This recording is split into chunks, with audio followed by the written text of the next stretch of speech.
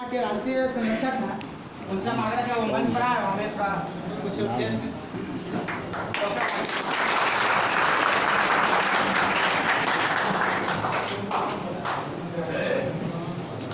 मनोजवं मारुततुल्यवेगं जितेन्द्रियं बुद्धिमतां वरिष्ठं वातात्मजं वानरयूथमुख्यं श्रीरामदूतं शरणं प्रपद्ये अतुलितबलधामं हेमशैलावदेहं गरुत्मन्किशानं ज्ञानिनामाग्रगण्यं सकलगुणनिधानं बाणानां धीतं रघुपतिवरदूतं वातजातं नमामि।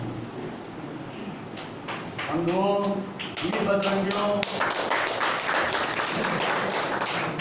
आपका जहाँ जितने लोग हैं हम सब उनमें छोटे हैं, है ना, बहुत छोटे हैं, लेकिन आप लोगों का उत्साह और आप लोगों का ये जिज्ञासा देख करके मैं अब तो 56 साल का उम्र हो गया, ये देख कर लग रहा है कि हिंदू तो खतरे में कभी नहीं पड़ सकता है। संगन भगवान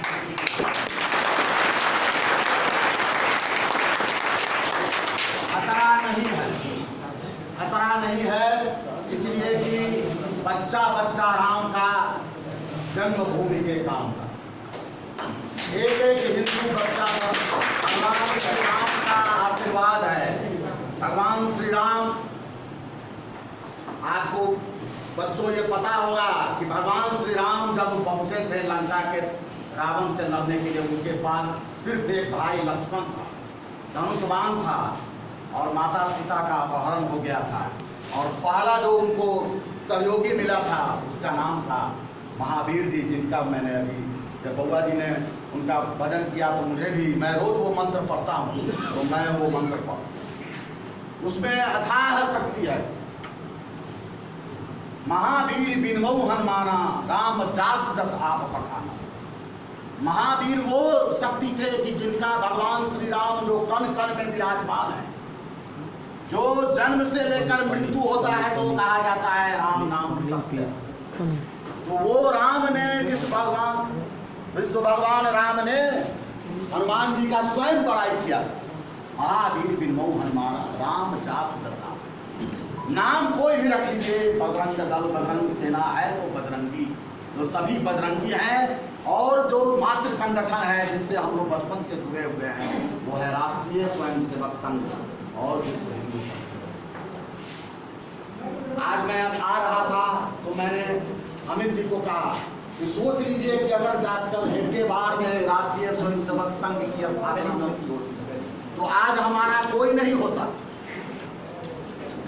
हरा झंडा अगर टांगा जाता है तो कोई, जितने भी सेकुलर पार्टियां कहती हरा झंडा टांगने दो, लेकिन तुम भगवा झंडा मत फहराओ। उसके बाद कहता तिरंगा झंडा भी मत फहराओ। तो हेडगेवार ने एक स्वप्न देखा था, वो एक युवा डॉक्टर थे। हम लोग के साइंस में कहा गया है, अभी एक doctor is a community leader, समाज से जुड़ के रहने वाला, समाज के बीच में समाज की सेवा की। तो हेडगेवार ने कहा कि एक मरीज का हम इलाज कर देंगे, 10 मरीज का इलाज कर देंगे, 100 मरीज का इलाज कर देंगे, कुछ मेरा नाम हो जाएगा, पैसा कमा लेंगे।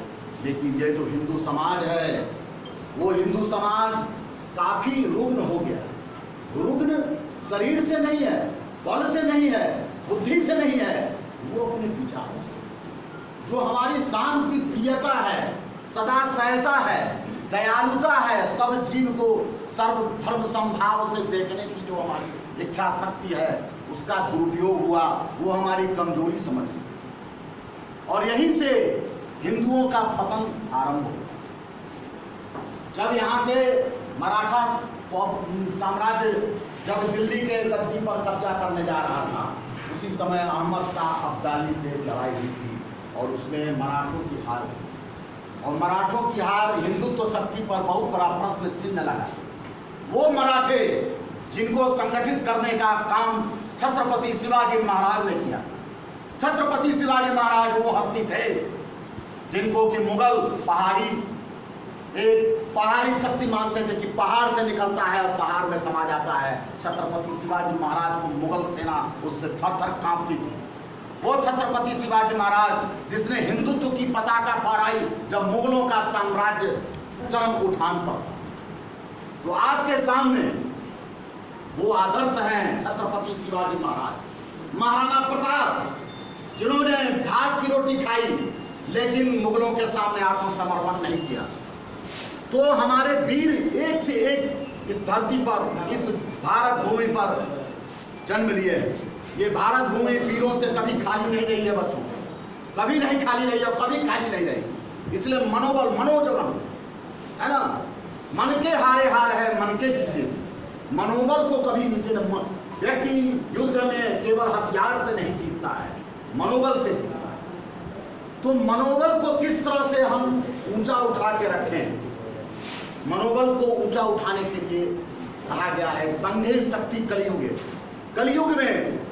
कलियुग में संघ ही शक्ति है। संघ मैंने सम्मिलित होकर चलना, मेरे साथ चलो, मेरा हाथ पकड़ो, और हम 10 जो है सो 100 से लड़ सकते हैं, और 100 जो है 1000 से लड़ सकते हैं, और 1000 जो है लाख से लड़ सकते हैं, और लाख करोड़ से लड़ सकते हैं। ये हिंदुओं की शक्ति है। हिंदू कभी भी, जो भगवान विष्णु की पूजा करता है चक्र सुदर्शनधारी, वो कभी जो है, जो भोले शंकर की पूजा करता है, जो कैलाश पर्वत पर विराजमान हैं, जो त्रिशूलधारी हैं, त्रिकालदर्शी हैं, महाकाल हैं, वो कभी कमजोर नहीं हो सकता। तो मनोबल को मजबूत रखना, और जो धरोहर हमारे पूर्वजों ने छोड़ करके राष्ट्रीय स्वयंसेवक संघ, विश्व हिंदू परिषद, अखिल भारतीय विद्यार्थी परिषद, बजरंग दल आदि जो संगठन है, हमारे महान संगठन है, उसके जो महान पृष्ठभूमि है उसको बचा के रखना है। और कितना भी कम बल हो जाए, वो बल फिर जो है विशाल बल के रूप में खड़ा होगा। इसीलिए कि ये हिंदुस्तान की अस्मिता का सवाल, हिंदुस्तान की अस्मिता का सवाल आज आपके कंधे पर बहुत विशाल जिम्मेवारी है। तो विपत्तियां आती हैं। दिनकर ने कहा था, बड़ खुद विपत्तियों पर छाजा, मेरे किशोर मेरे ताजा, जीवन का रस छन जाने दे, तन को पत्थर बन जाने दे, तू स्वयं तेज भयकारी है, क्या कर सकती चिंगारी। तो चिंगारी ही आग लगा सकती। तो हमने ये कहा कि आखिर सारी शक्तियों के रहने के बाद भी हिंदू अपने ही देश में आज तिरस्कृत हो रहे हैं। अभी मैं आ रहा था, गाड़ी में स्वयं ड्राइव कर रहा था, हर जगह देखा कि गाय बैल को खींच करके ले जाया जा रहा। इससे लग नहीं रहा था कि यह हिंदुस्तान, लग रहा था कि हर जगह विशाल विशाल मदरसे हैं, विशाल विशाल जो है सो दारुल-उलूम हैं। और जब आए हैं, भगवान का एक मंदिर देखे हैं यहाँ पर किशनगंज की भूमि पर, तो मैं नमन करता हूँ, जहाँ इतने वीर हैं। मैंने प्रणाम किया कि चलो एक भगवान का मंदिर, मैंने अभी को कहा कि अमित जी को उसका चित्र, और वहाँ पर जो पूर्णिया का चौक है जहाँ से हम लोग मुड़े, वहाँ भी एक मंदिर था। आत्मा बहुत तृप्त हो। तो जो हमारे पूर्वजों ने कहा था मंदिरों को, आप देखिए कि वो मस्जिद को सेंटर बना करके सारा तूफान पैदा, एक मस्जिद बनता है। अभी दरभंगा में मैं रहता हूँ, एक स्कूल है जिसकी भूमि कभी हम लोग नजदीक थी, छोटा सा मस्जिद बना, उसके बाद वो विशाल मस्जिद, अब उसका